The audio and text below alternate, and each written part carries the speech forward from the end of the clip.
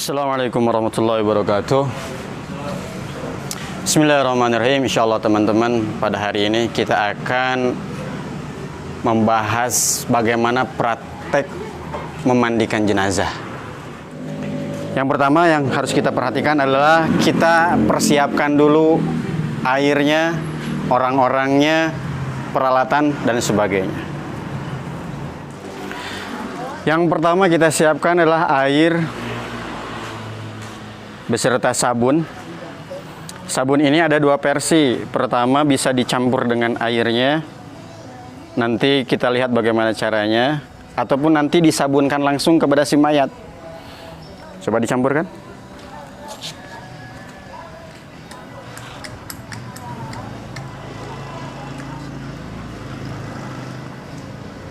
Yang agak banyak. Hup. Nah.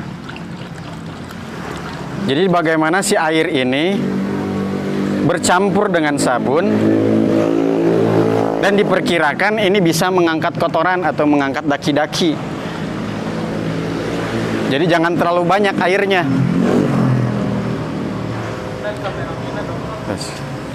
Kemudian yang kedua, kita lihat di sini ada kapur barus. Nah, kapur barus ini disiapkan seperti yang ada di plastik ini, dia sudah dihaluskan sehingga nanti mudah larut bersama air. Coba langsung. Ini pun sama. Jangan terlalu banyak airnya sehingga dengan satu bungkus ini cukup larut.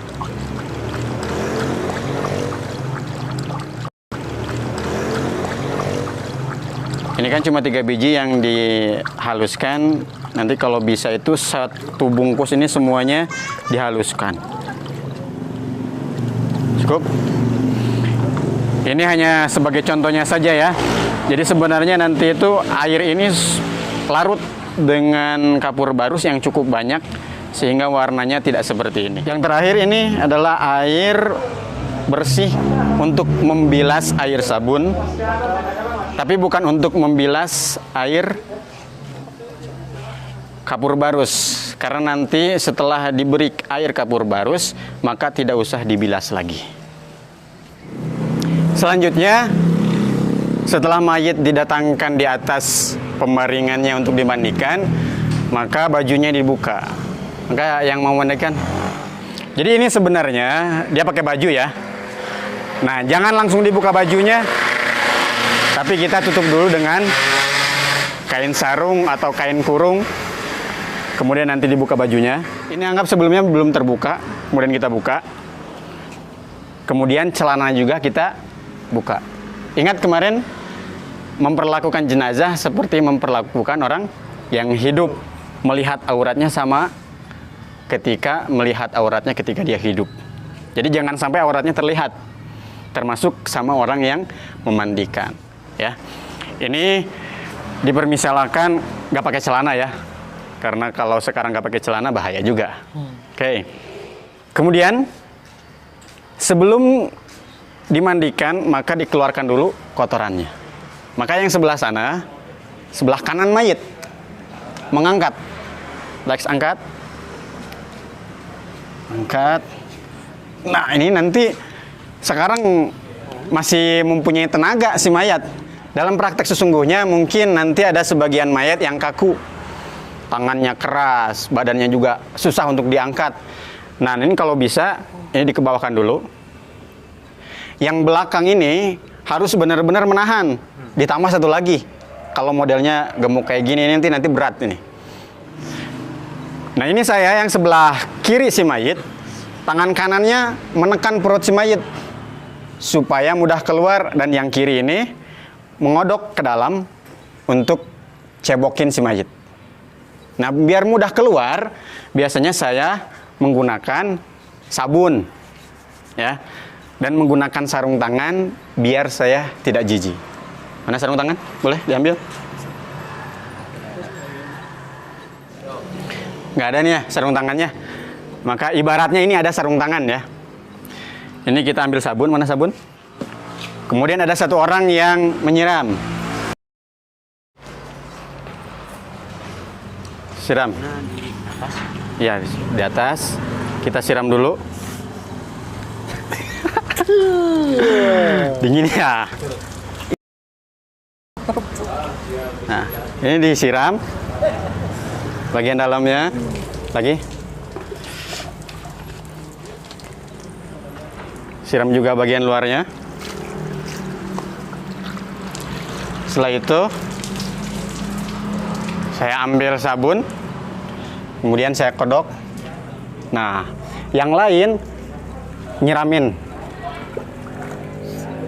Terus siram. Ini tangan kiri saya nyebokin duburnya si mayit. Dalam kondisi menggunakan sarung tangan ini ya. Karena kalau kondisi seperti ini saya juga jijik gitu. Paham sampai sini? Setelah ini bersih, maka si mayit ditelentangkan lagi. Setelah kotorannya dikeluarkan, maka kita langsung memandikan si mayat. Caranya bagaimana? Pertama dari kepala dulu, langsung niat di sini. Dan dalam memandikan si mayat ini kan ada sunnah mewudukannya. Ini mewudukan si mayat bisa di awal atau bisa nanti di akhir. Tapi saya biasanya memilih untuk di akhir. Sebelum dikasih kapur barus, air kapur barus. Ketika kita mau memandikan mayat, kita langsung niat dari kepala. Ingat kemarin? Seperti mengurus orang hidup. Ini walaupun sudah meninggal, ini jangan langsung disiram. Kasihan ini airnya masuk ke hidung. Bahkan mulutnya terbuka nanti masuk juga ke dalam mulutnya. Maka ada satu orang yang mengangkat kepalanya supaya tidak masuk ke dalam hidung. Bismillahirrahmanirrahim. Nawaitul ghusla ala hadzal mayit fardhu lillahi ta'ala. Saya niat memandikan mayit ini fardu karena Allah Ta'ala. Niat. Nah ketika membasuh ini saya niat.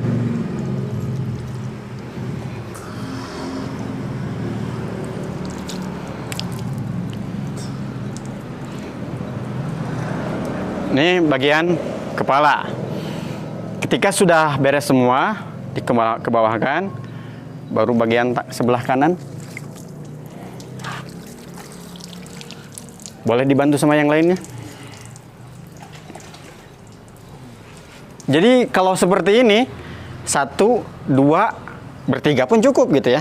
Tapi nanti bisa jadi 2 orang diperlukan lagi untuk mengangkat dari sebelah kanan ke kiri. Gitu ya. Coba langsung disiram. Siram semuanya. Ini, terus sini, sini. Terus ke sini. Perhatikan ketiaknya juga ya. Ini jangan sampai ada yang terlewat. Terus sampai sini. Terus. Nah, tangan kiri saya bisa masuk ke dalam untuk membersihkan bagian kemaluannya. Cuman di sini saya nggak bisa gosok-gosok, ya. Langsung disiram. Saya gosok-gosok. Terus bagian kanannya, termasuk ini. Terus ke bawah, sampai ke bawah. Langsung bagian kirinya.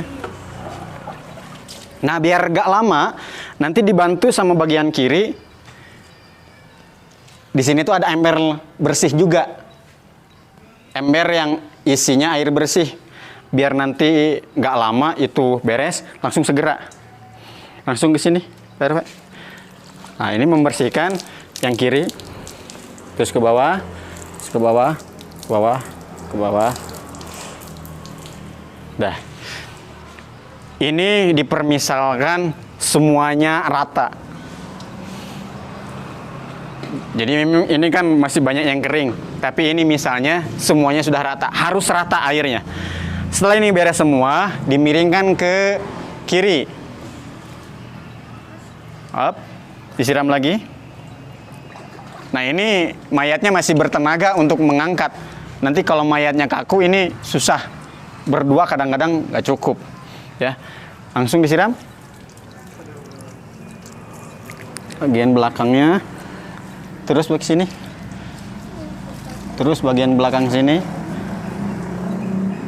beres, balikan lagi. Ini pun kita misalkan rata semua.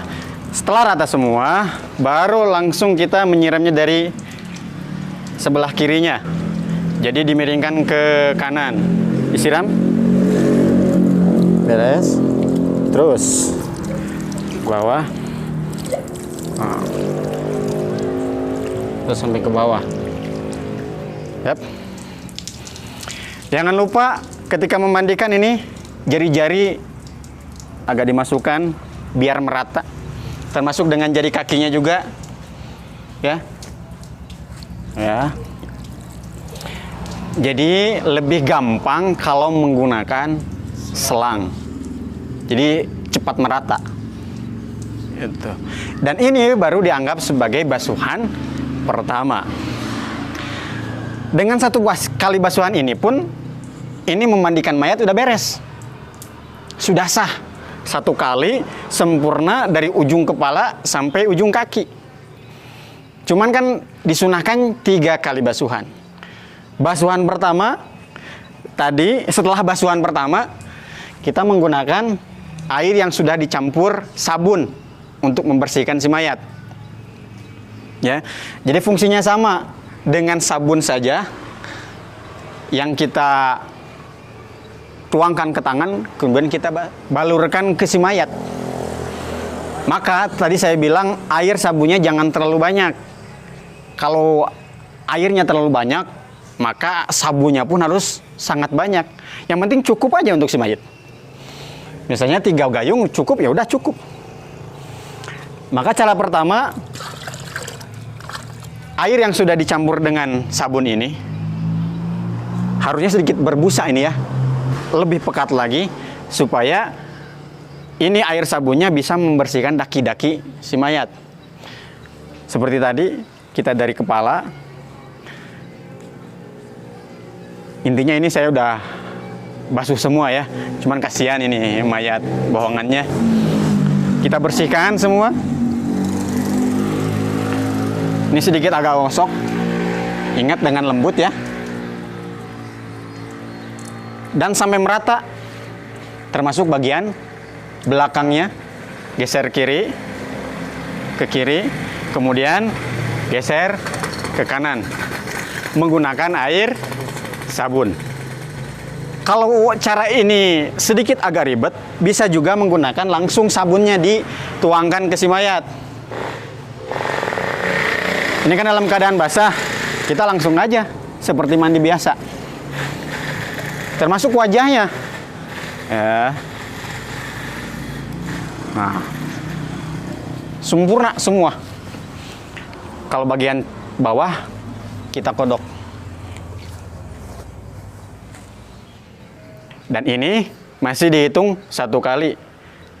Yang tadi airnya menggunakan air biasa, itu yang sah. Sekarang ini air sabun, ini hanya untuk membersihkan. Atau sabunnya untuk membersihkan si mayat. Setelah ini kemudian menggunakan basuhan yang kedua. Apa itu? Air bersih. Untuk membilas ini air sabun. Atau untuk membilas sabun yang langsung dituangkan kepada si mayat. Digosok-gosok. Jadi kalau seandainya ada 5 orang seperti ini, maka Alex, kemudian Mang Dani juga ikut membersihkan supaya cepat, gitu ya. Jadi nanti dituang dan semuanya ikut menggosok biar cepat. Setelah semuanya dikasih sabun, dan nanti dalam prakteknya ini biasanya suka berbeda-beda, ya. Kadang kalau orang yang meninggalnya ini soleh, ini semua masuk ke dalam, ingin ikut mengurus jenazahnya orang tersebut, karena tahu jasa orang tersebut. Kita nggak bisa melarang juga ya. Cuman kalau orangnya ini kan, kita sudah belajar satu ilmu, satu pendapat, mudah gitu. Kalau orang berbeda pendapat, kita ikutin saja. Yang penting apa? Tadi, yang pertama, air biasanya sudah sampai semua. Itu sudah sah. Kemudian sekarang Basuhan yang kedua menggunakan air biasa. Pakai air biasa.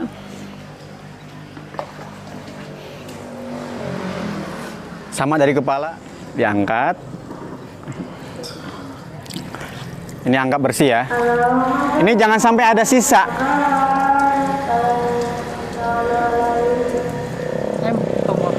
Ini jangan ada sisa sabun yang menyisa di kulitnya si mayat. Jadi harus benar-benar bersih. Ini udah kesat nih. Berarti sudah selesai. Sama pemandiannya. Semuanya dibereskan.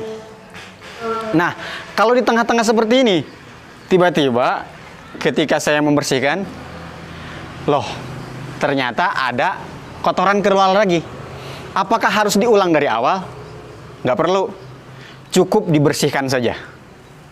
Ambil.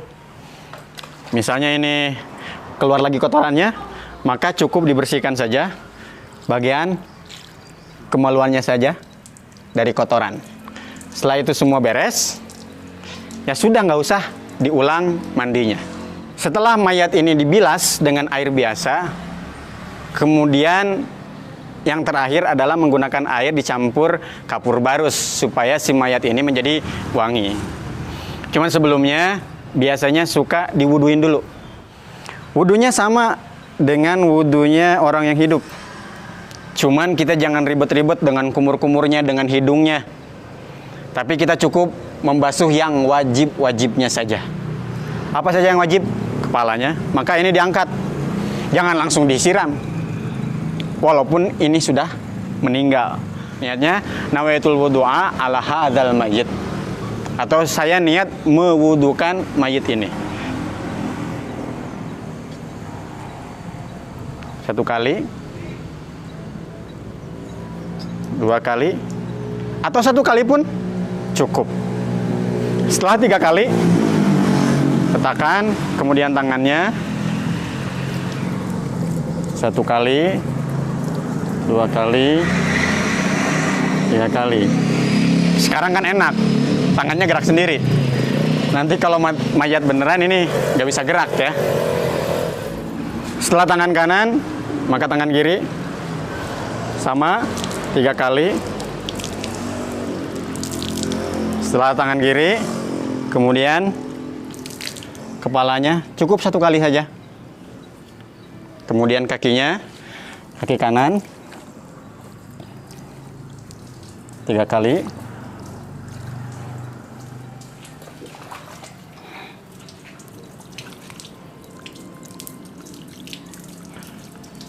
Beres. Setelah diwudukan, baru yang terakhir adalah menggunakan air kapur barus. Ya, basuhan pertama tadi menggunakan air biasa. Basuhan kedua sama air biasa, karena air sabunnya ini tidak dihitung.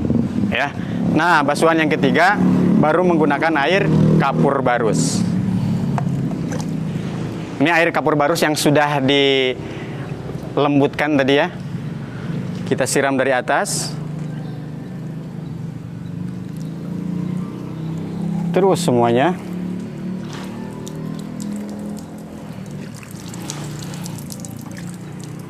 Kanan. Kiri. Masuk tengahnya. Setelah itu dimiringkan. Ya. Kemudian dimiringkan juga ke kanan. Nah, setelah dibasuh dengan menggunakan air kapur barus, ini nggak usah dibilas dengan air biasa lagi, nanti hilang ini wanginya. Kemudian setelah yang ketiga ini, baru diandukin. Mana anduknya? Jadi jangan langsung dicopot, Pak ya. Ini kemaluan atau aurat si mayit harus tetap tertutup dari awal sampai akhir. Maka bagaimana caranya? Pertama kita tutup dulu. Nah, setelah ditutup, ditarik dari bawah. Nah, seperti ini. Kemudian kita lap. Ya. Setelah semuanya dikira kering, kalau bisa ada 2 anduk. Jadi sebagian untuk kepala, sebagian untuk kaki, dan sebagian untuk bagian belakangnya. Nah, setelah ini kering, kemudian ditutup dengan kain lagi.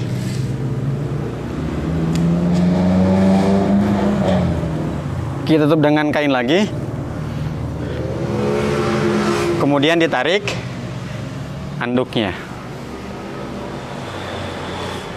Setelah ini, yang harus kita lakukan adalah mengkafani. Cuman sebelum diangkat, kita persiapkan popoknya di sini, bukan di dalam, supaya aman dari kotoran. Karena bisa jadi, walaupun sudah dimandikan, ini kotoran si mayit tetap keluar. Nanti malah kotor kemana-mana. Maka untuk itu kita langsung persiapkan popoknya. Cara bikin popoknya adalah seperti ini. Karena ini ukuran besar, ini popoknya gini aja. Kemudian dikasih tali. Kemudian kita taruh ke bawah. Angkat ini sebelah ini. Angkat. Kemudian kita taruh ke bawah. Angkat sebelah situ. Nah, setelah ini kemudian dikasih apa namanya? Kapas.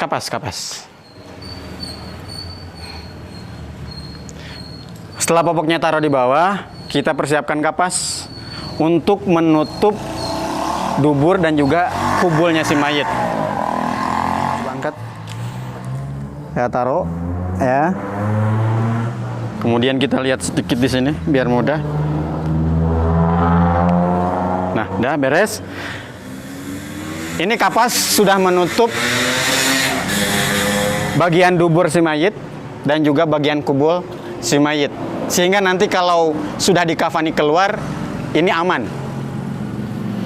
Setelah ini beres, baru kita naikkan ke atas ini. Angkat. Ini pengurusannya tetap di bawah kain.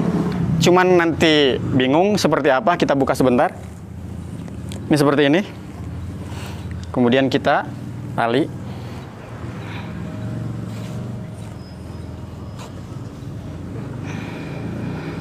Nah, bentuknya nanti akan seperti ini.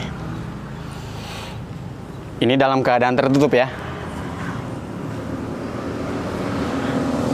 Nah, ini udah siap untuk dikafani. Ada pertanyaan? Tadi pertanyaannya, bagaimana kalau dimandikan oleh istrinya? Ini tidak membatalkan wudunya si mayit juga. Beda dengan ketika hidupnya. Jadi boleh saja diwudukan oleh istrinya. Karena nanti setelah dikafani, sebelum disolatkan, istrinya mencium si mayit, ya nggak masalah. Ini tidak membatalkan mandinya, tidak membatalkan wudunya, sehingga tetap masih diperbolehkan langsung disolatkan. Ada yang lain pertanyaan? Cukup ya? Nanti kalau ada pertanyaan silakan tulis di komentar.